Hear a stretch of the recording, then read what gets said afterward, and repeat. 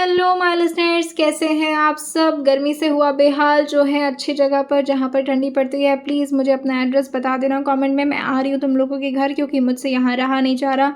तो चलिए शुरू करते हैं अपनी प्यारी से कहानी को बहुत ही सारी दिक्कतों के साथ। अब तक की कहानी में आप लोगों ने सुन लिया था कि एक तरफ इशिता वेदांत जी के लिए परेशान थी क्योंकि जिस इलाके में अभी वो लोग थे वो बहुत ही ज़्यादा ख़तरनाक इलाका था। वहाँ पर बहुत बुरी तरह से यहाँ बच्चों की ट्रैफिकिंग करवाई जाती थी और सबसे ज़्यादा तादाद पर तो यहाँ लड़कियाँ होती थीं। और वहीं इशिता को तो वेदांत जी ने मना ही कर दिया था कि वो जाए ही ना, उसे कसम भी दे दी थी। इशिता बेचारी यहाँ पर लगातार परेशान हुए जा रही थी कि कब आते हैं मिस्टर वेदांत। फाइनली लगभग सुबह के 5:30 बजे थे। एडी, जिनको सिर्फ खुद पर ही गुस्सा आ रहा था, आखिर ऐसे कैसे? उनकी आंखों में आंसू। वो तो दुनिया के सामने डेविल बनते फिरते हैं ना, फिर वो कैसे रो सकते हैं? उनका ऑरा घट जाएगा, फिर कोई उनसे डरेगा भी तो नहीं। सबको लगना चाहिए कि वो कितने पत्थर दिल इंसान हैं। और ये सोचते हुए वो अब फोटो को उस ड्रॉर में रख चुके थे। लगातार अपने आप को बिजी रखने की कोशिश करते करते अब सुबह के 5:30 तो बज गए थे, लेकिन उनका दिल मानने को तैयार ही नहीं था। एक और बार वो तस्वीर देखनी थी उन्हें। और वो तस्वीर निकालते हुए जैसे उन्होंने अपने हाथ में पकड़ा था, फिर से एक आंसू की बूंद उनके आंखों से गिर करके उनके गालों तक पहुंच गई थी। और उनके मुंह से बस इतना ही निकलता है, भाभी। वैसे तो वो इसके आगे कुछ भी नहीं बोलना चाह रहे थे। कुछ पल के लिए उनकी ज़ुबान एकदम से रुक गई थी, उनकी आंखें, उनकी सांसें, जैसे कि उनका दिमाग एकदम से रुक गया हो और वो अपने बचपना में वापस जाना चाहते थे। लेकिन हर बार उनका दिमाग उन्हें रोकता था। लेकिन आज ये तस्वीर देख कर के ना जाने क्यों उन्हें दोबारा से बच्चा बनना था। अपनी भाभी से बहुत सारी बातें करनी थी। वो धीरे से उस फोटो को अपने हाथ से हल्का हल्का रब करते हुए कहते हैं, बहुत कुछ सिखा कर गई हैं आप मुझे, लेकिन लेकिन खुद को भूलना तो सिखाया नहीं आपने। आप दूर जाएंगी तो मुझे नॉर्मल कैसे रहना है ये क्यों नहीं सिखाया मुझे। क्योंकि क्योंकि अब तो नहीं है ना आप मेरे पास। आपको पता है आपको पता है मुझे कितनी तकलीफ़ होती है।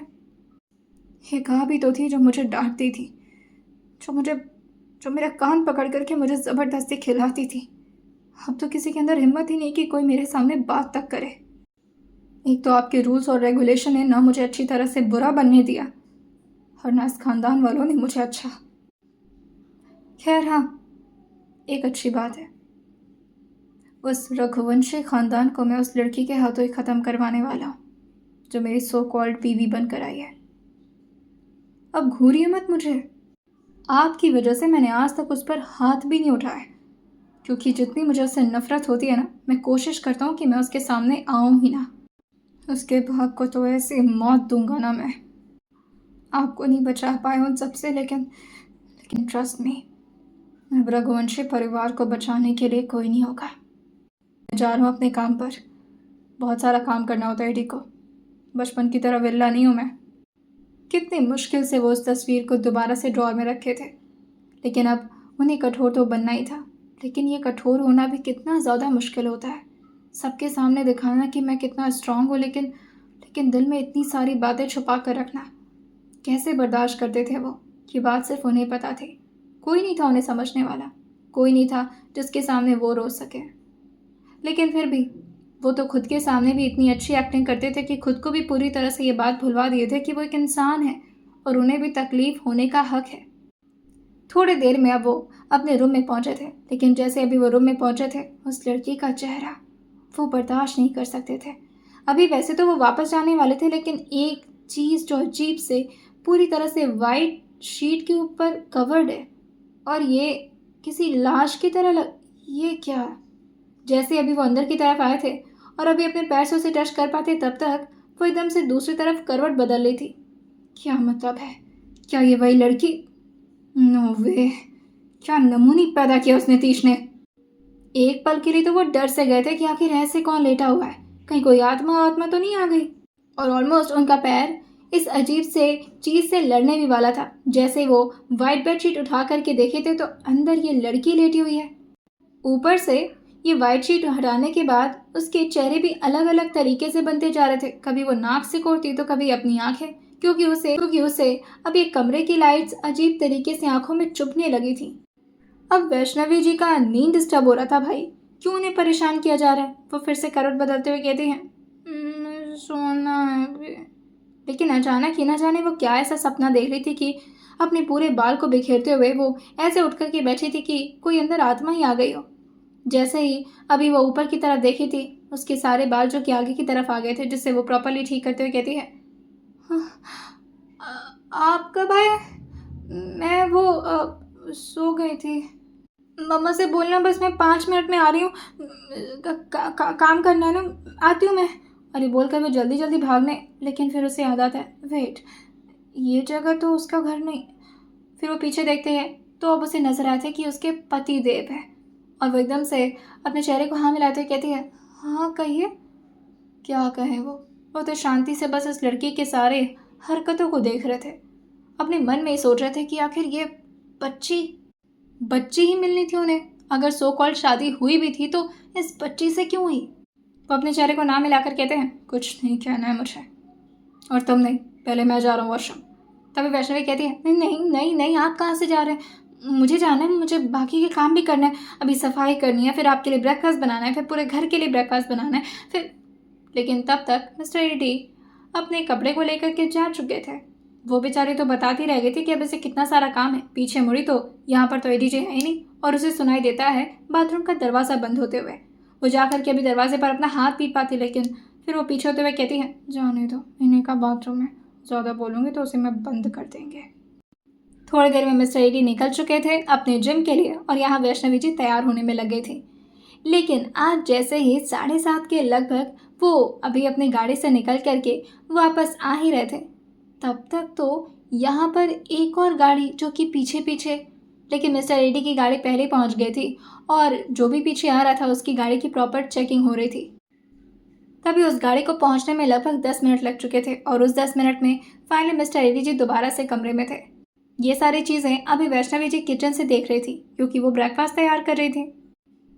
फाइनली जैसे ही वो पूरा ब्रेकफास्ट वगैरह रेडी करके अभी कमरे की तरफ जा रही थी, लेकिन जाते जाते उनको अपनी आंखों की तरफ कुछ तो ऐसा अजीब सा लगा था, जो कि हर दिन तो यहाँ पर नहीं रहता है। और ये कोई इंसान था, या यूँ कह ले कि कोई खूबसूरत सी लड़की थी, प्रॉपर नेवी ब्लू सूट में, इस तरह से अंदर वाइट टैंक टॉप और मैचिंग के पैंट और कोट, साथ में हाथों में प्रॉपर लग्जरी वॉच, दिखने में इतनी ज़्यादा प्रोफेशनल कि लग ही नहीं रहा था कि ये कोई नॉर्मल लड़की है। ये कौन है? ज़रूर किसी और से मिलने आई होगी, शायद मुदित की गर्लफ्रेंड। नहीं नहीं, मैं ये सब क्यों सोचूं? और वो आराम से अब ऊपर जाने लगी थी। जाते ही वो जैसे अभी दरवाज़ा खोलती, दूसरी तरफ से मिस्टर एडी ने भी दरवाज़ा अंदर की तरफ खोला था। दोनों लोगों के बीच अभी टक्कर हो पाती, लेकिन तब तक मिस्टर एडी उसको घूरते हुए यहाँ से बाहर निकल चुके थे। वो बाहर निकलते तभी धीरे से वैष्णवी कहती है, ये कहाँ बन ठन कर जा रहा है? वो भी वैष्णवी जी पीछे पीछे लग चुकी थी एडी जी के, और जैसे अभी फाइनली एडी नीचे पहुंचे थे, यहाँ से ऊपर बाउंड्री की तरफ झांकते हुए आराम से वैष्णवी जी नीचे की तरफ ताका झांकी कर रही थी कि आखिर यहाँ चल क्या रहा है। एडी जी इस लड़की के पास क्यों जा रहे हैं? अरे अरे अरे, उसके बगल में बैठ गए। ये काहीतरी गड़बड़ा है, ये तो बात भी कर रहे हैं। हाँ, ये सब क्या चल रहा है? ये कौन लड़की है? वैष्णवी जी को वैसे तो अपनी खूबसूरती पर हमेशा नाज होता था। वो खुद को ही 25-30 बार देख लिया करती थी शीशे में, लेकिन इस लड़की को देखने के बाद ना जाने क्यों उसके दिल में हल्की सी चुभन सी हुई थी। सुंदर ज़्यादा थी ये लड़की, वैष्णवी जी को टक्कर दे सकती थी।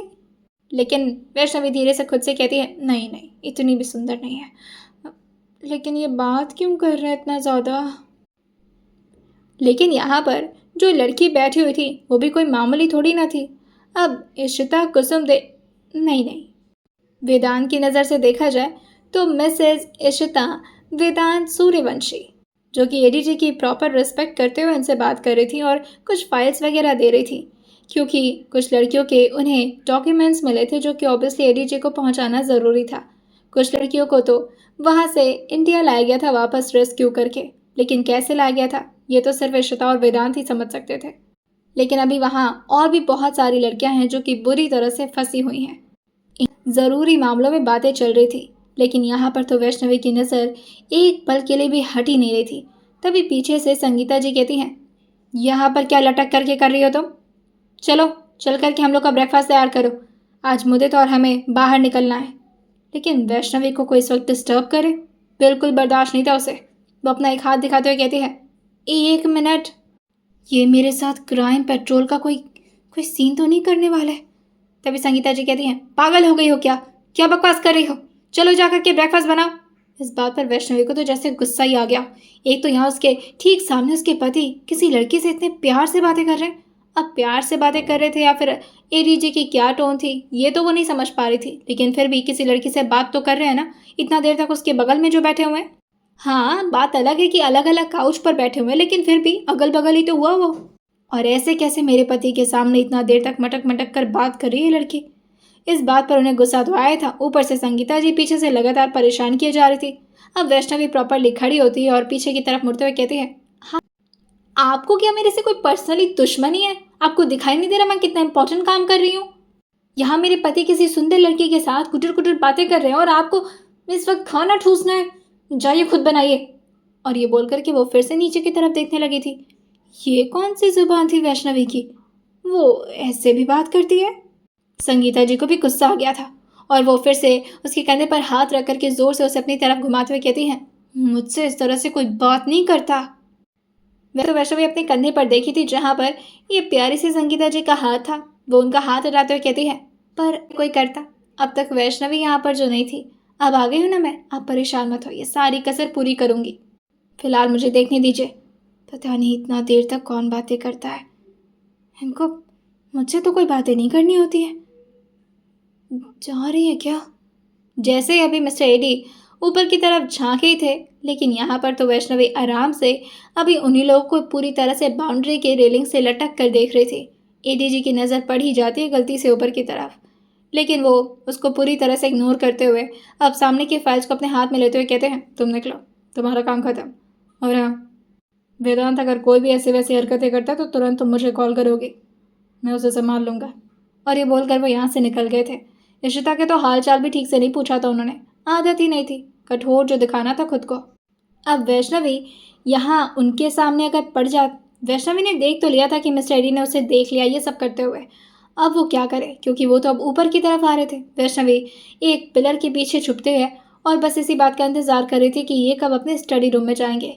एक तरफ मिस्टर एडी अपने स्टडी में गए थे और वैष्णवी जल्दी जल्दी भाग करके नीचे की तरफ आती है ताकि वो उस लड़की से कम एक बार बात तो करे, नाम तो पता करे। ऐसा कौन सा रिश्ता है जो इतनी देर तक बातें चल रही थी? वो जानबूझ करके जाते हुए इशिता जी से बहुत बुरी तरह से टकराई थी, लेकिन टकराते टकराते वो खुद इतनी प्यारी सी, इतनी मासूम और इतनी पतली सी थी कि ऑलमोस्ट वो खुद गिर पाती। उससे पहले इशिता उसको संभालते हुए कहती है, आई यू ओके? ये तो नेचर की अच्छी लग रही है, मैं तो उसे गिराने आई थी, ये तो मुझे खुद संभाल ली। वैसे ये तो बड़ी भी लग रही है, दीदी बुलाऊं क्या इनको? अब थैंक यू, वो मेरा ध्यान नहीं था तो इस वजह से। इस बात पर प्यार से इशिता अपने चेहरे पर हल्की से स्माइल रखे हुए कहती है, इट्स ओके, कोई बात नहीं, हो जा। 1 मिनट, तुम वैष्णवी? अब मुझे नाम अभी क्लियर नहीं है क्योंकि मुझे 2-3 दिन पहले ही पता चला कि तुम्हारा नाम वैष्णवी है। वैसे शादी कर ली मिस्टर एडी ने और हमें बताया तक नहीं, सोचो। बहुत छुपे रुस्तम है ना? ये सुनते ही धीरे से वैष्णवी अपने चेहरे को हाँ मिलाते हुए कहती है, हाँ, तो आपको पता है कि वो मेरे पति हैं? ये सुनते इशिता कहती है, हाँ, क्यों? इशिता के बातों से तो नहीं लग रहा था कि वो वैष्णवी से घबरा रही है या फिर उन दोनों के बीच में कुछ ऐसा वैसा चक्कर चल रहा है। ठीक है, कोई बात नहीं, मतलब एडजस्ट कर सकती है वैष्णवी इस लड़की को। हाँ, अंदर से उसे तकलीफ तो हो रही थी, लेकिन अब क्या ही कर सकती है। अब इनके सामने ये थोड़ी ना बोलेगी कि आइंदा से मेरे पति के आसपास नज़र मत आना वरना मुंह तोड़ दूंगी। अच्छा थोड़ी ना लगता। एक तो पहले से ही इशिता ने इतने प्यार से उससे बात कर ली थी। वैष्णवी अपने गुस्से को कंट्रोल करते हुए कहती है, नहीं कुछ नहीं, हाँ मैं उनकी पत्नी। तभी इशिता उसको प्यार से गले लगाते हुए कहती है, कॉन्ग्रेचुलेशन। और हाँ, थोड़ा संभल कर रहना, सर बहुत गुस्सा करते हैं। बट अगर एक बार तुम उनकी फेवरेट बन गई ना, तो जितना प्यार वो करते हैं शायद ही फिर दुनिया में कोई और तुम्हें कर पाएगा, शायद तुम्हारे माँ पापा भी नहीं। तभी वैष्णवी धीरे से कहती है, नहीं नहीं, माँ जितना प्यार तो कर ही देते हैं लगभग, बस हाँ। इशिता तो अब वैष्णवी का हाथ पकड़कर थोड़ा देर उसके साथ ही काउच पर बैठ चुकी थी और लगातार उसकी तारीफ पे तारीफ किए जा रही थी। कभी उसकी आंखें, कभी उसके बाल, कभी उसकी हरकतें, कभी उसकी प्यारी प्यारी आवाज़। वैष्णवी को बहुत बुरा लग रहा था कि उसने कुछ ज़्यादा ही तो नहीं नहीं, मैंने ज़्यादा ही सोच लिया इनके बारे में। ये तो काफ़ी अच्छी हैं। लेकिन अभी वो पूरी बात अपने मन में सोचते सोचते अचानक से इशिता को सुनी थी। इशिता जो हल्का सा ब्लश करते हुए कहती है, वैसे एडी सर से शादी करने के लिए तो हर लड़कियां मरी जाती हैं, लेकिन तुम्हारी लक अच्छा है। हर लड़कियां मरी जाती हैं उनसे शादी करने के लिए मतलब? तब इशिता अपने चेहरे को हाँ मिलाते हुए कहती है, हाँ ना, तुम्हें नहीं पता? अरे कितने सारे प्रपोजल्स आते हैं, कई बार तो उनके कॉलेज की लड़कियां। तुम्हें नहीं पता? अब वैष्णवी के दिल का हाल बुरा ही हो रहा था। धक धक धक। वो एकदम से अपने चेहरे को ना मिलाते हुए कहती है, नहीं नहीं, अब वो किसी और से शादी तो नहीं की है ना? ये बात तो बहुत ही अजीब बोल दी थी वैष्णवी ने। अब उसे खुद ही ऐसा लग रहा था कि कुछ ज़्यादा ही अजीब क्वेश्चन कर लिया क्या? ये मुझे अपनी बड़ी बड़ी आंखों से ऐसे क्यों घूर रही हैं? इशिता जो अपने चेहरे को ना मिलाते हुए कहती है, वो किसी से शादी वादी करने में इंटरेस्टेड नहीं है। पता नहीं कैसे तुमसे शादी कर ली। उनके पास टाइम ही कहाँ होता है कि वो शादी वगैरह संभाल सके। अपनी फैमिली एक्चुअली हैं तो हमारे क्लासमेट ही, लेकिन जितना हमें पता है, पता नहीं कैसे तुमसे शादी कर ली। खैर, कॉन्ग्रेचुलेशन अगेन, और मुझे कुछ काम से बाहर निकलना है, मिलते हैं। और ये बोलकर वो फिर से वैष्णवी को प्यार से गले लगाकर यहाँ से जा चुकी थी। लेकिन जाते जाते भी क्या परफेक्ट वॉक थी इशिता की। वहीं काउच पर बैठे हुए वैष्णवी जो धीरे से कहती है, मॉडल लगती है कोई। ऐसी ऐसी लड़कियों के बीच में रहते मेरे पति, इनकी नज़र को तो बचा कर रखना पड़ेगा। नज़र ही उतार देती हूँ। थोड़ी देर में वो कमरे में पहुंची थी, क्योंकि अभी मिस्टर एडी तो आराम से अपने स्टडी में कुछ काम कर रहे थे और शायद वो थोड़ा ज़्यादा ही आज स्ट्रेस लग रहे थे। एक तो रात भर उन्होंने अपनी भाभी की फ़ोटो देख करके, और ऊपर से फिर सुबह सुबह इशिता ने उन बच्चियों के बारे में बता दिया। अब यहाँ मिस्टर एडी का अलग ही लेवल पर खून खौला हुआ था। वहीं दूसरी तरफ पहनाए हुए मंगलसूत्र को वैसे तो एडी ने मना कर रखा था कि वैष्णवी कभी ना पहने, क्योंकि वो नहीं चाहते थे कि किसी को भी अंदाज़ा हो कि एडी की वाइफ है वैष्णवी। वैष्णवी जी जो कि उसी मंगलसूत्र को प्यार से ड्रेसिंग टेबल पर रखते हैं और अपने हाथ में कुछ नज़र उतारने के सामान को लेकर के लगातार उस मंगलसूत्र के गोल गोल घुमाए जा रही थी, कुछ मंत्र पढ़ते हुए। हे महादेव, मेरे पति को सारी चुड़ैलों वाली नज़रों से बचाना, सारी बुरी नीयत ध्वस्त हो जाए, जो भी मेरे और इनके बीच में आने की कोशिश करे उनके टांग टूट जाए। और हाँ, एक और बात, ये थोड़ा पर्सनल है और सॉरी हाँ, लेकिन मेरे पति को मेरे वश में कर दो महादेव। ये मेरी सारी बातें माने, मेरा सारा काम करे, होगा अगर थोड़ा पैर वैर भी दबा दिया करे, थोड़ा तो सीरियल वाले रोमांटिक पति बन जाए। हे महादेव, जय महादेव। 11 चक्कर लगाने के बाद फाइनली अब वैष्णवी ने अपनी आंखें खोली थी, और आंखें खोलते ही पेपर में ले हुए कुछ नमक, नींबू और पता नहीं क्या क्या, उन सबको प्रॉपरली अब पेपर में लपेट करके वो जलाने तो जा रही थी। लेकिन जैसे अभी वो पीछे की तरफ मुड़ी थी, जैसे भी वैष्णवी पीछे की तरफ मुड़ी थी, यहाँ तो उसे साक्षात अपने पति ही नजर आ रहे थे। वो अपनी आंखों को एक बार बंद करती और फिर से खोलती है, फिर बंद करती और फिर से खोलती, और उसे बार बार यही नजर आ रहा था कि उसके पति उसके सामने ही है। तभी एडी उसकी तरफ आगे बढ़ते हुए कहते हैं, क्या कर रही थी? वो जो भी लास्ट में बोली, वो पैर दबा दे, वश में कर, ये कहीं सुन तो नहीं लिए? मारेंगे मुझे, पैर दबाने के लिए पैर नहीं बचेंगे आज मेरे। और वो पीछे जाते जाते धीरे से कहती है, मैं आपकी नज़र, मेरी नज़र, वो खुद की नज़र उतार रही थी। शीशा भी तो था वैष्णवी का वहीं पर ड्रेसिंग टेबल पर लगा हुआ। और फिर उसी की तरफ इशारा करते हुए कहती है, वो क्या है ना, मैं इतनी सुंदर हूँ, आज वो लड़की, क्या नाम था उनका, इशिता दीदी, उन्होंने कहा कि मैं बहुत सुंदर हूँ। मुझे लगा कि आज मंगलवार है, नज़र लग जाती है ना, तो इसलिए मैंने नज़र उतार लिया। अब सुंदर लोगों को बच के रहना पड़ता है ना, आपको क्या पता। 1 मिनट, इसका क्या मतलब था कि उन्हें क्या पता? मिस्टर एडी क्या हैंडसम नहीं है? वैष्णवी तो बस पटर पटर बोल दी थी। वही मिस्टर एडी जोर से उसके हाथ को दबाते हुए कहते हैं, भाभी से ऐसे बात क्यों की तुमने? लेकिन मिस्टर एडी का गुस्सा इस बात पर तो बिल्कुल भी नहीं था कि आखिर संगीता जी से वैष्णवी ने ऐसे बात क्यों की। उनका गुस्सा तो इस बात पर था कि वो लटक छटक कर क्या देख रही थी नीचे की तरफ। अब वो इसके लिए तो उसे डांट नहीं सकते थे, क्योंकि उन्होंने तो ऐसा ही प्रिटेंड किया था कि उन्होंने वैष्णवी को देखा ही नहीं है, लेकिन सब देख रहे थे वो कि किस तरह से झांका ताकी कर रही थी। तभी वैष्णवी अपने हाथ को छुड़ाते हुए कहती है, मेरी चूड़ियाँ टूट जाएंगी। तुमने ऐसे भाभी से बात क्यों की? ये तरीका है कोई? नीचे जाकर वो देखो, तमाशा लगा दिया उन्होंने। हर बार लगता है तुम्हारे हिसाब से हर बात तो बहुत नॉर्मल है ना? तुम्हें बस काम दे देता हूँ, कर देती हो, दैट्स इट। हर बात को बहुत मजाक में उड़ा ले जाती हो ना। कल बोल दिया कि प्रेग्नेंट एंड पता नहीं क्या क्या। आज सबको खुद क्लैरिफाई करोगी तुम, वो भी जा कर के नीचे सबके सामने, कि कल जो भी तुमने बोला तुम अपनी मर्जी से बोली, ऐसा कुछ भी नहीं है। वो अब एकदम से रोना शुरू कर दी थी और फिर धीरे से कहती है, मेरे हाथ में चूड़ियाँ लग रही है, सॉरी, गलती हो गई, मैं आइंदा से उनको कुछ नहीं बोलूँगी। कभी भी किसी की आंखों में आंसू नहीं आने देना, और हाँ, अगर वो कोई लड़की होगी तब तो बिल्कुल नहीं, वरना चीकू इतनी पिटाई होगी ना। भाभी 1 मिनट। क्या? वैष्णवी ने धीरे से कहा, क्योंकि वो समझ नहीं पाए कि वो भाभी किसको बुला। मिस्टर एडी तो शायद किसी और ही ख्याल में डूब गए थे इस लड़की के आंसुओं को देख करके। जब भी वो किसी लड़की को हर्ट करने की कोशिश करते, इवन भले ही वो उनके सामने कितनी भी ज़्यादा गलतियां क्यों ना करती हो, उनकी भाभी माँ पता नहीं कहाँ से प्रकट हो जाती थी और लगातार उनको लेसन्स देने लगती थी।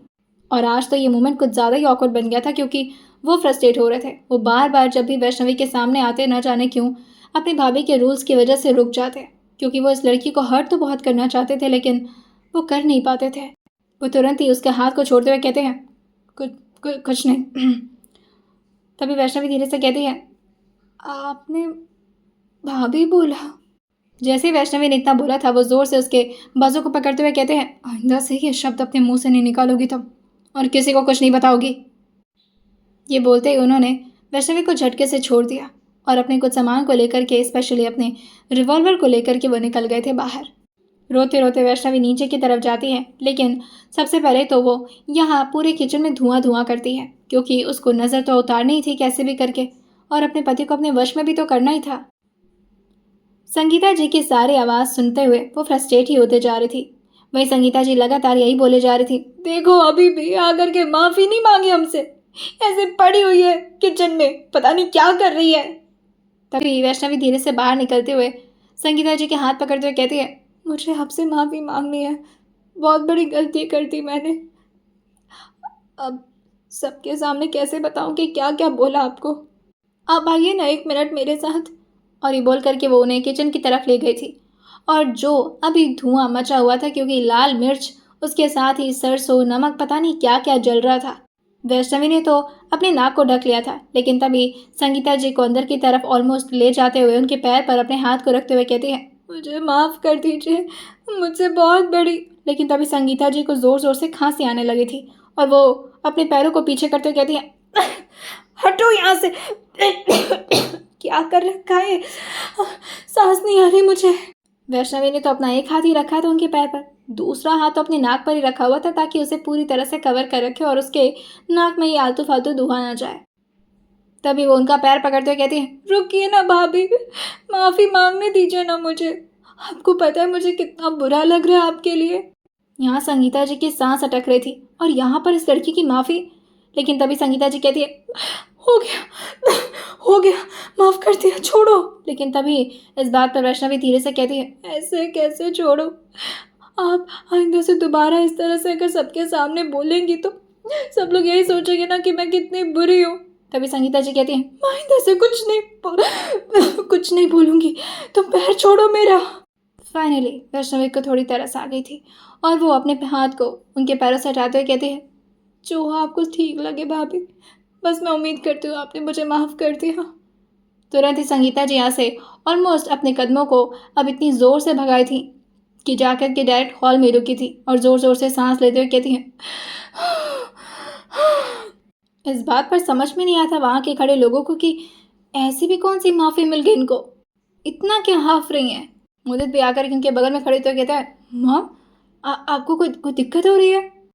तभी संगीता जी कहती हैं, हाँ वो वैष्णव। लेकिन वैष्णवी जैसे भी बाहर की तरफ आती है, और वो अपनी आंखों को संगीता जी की तरफ ऑलमोस्ट जैसे ही अभी घूरी थी, और धीरे से कहती है, क्या हुआ भाभी, अगर आपका मन नहीं भरा तो आप चलिए ना, मैं दोबारा माफ़ी मांग। लेकिन तभी संगीता जी उसको रोकते हुए कहती है, नहीं, हो गया, अपनी माफ़ी चाहिए मुझे, मैंने माफ़ कर दिया तुमको, जाओ।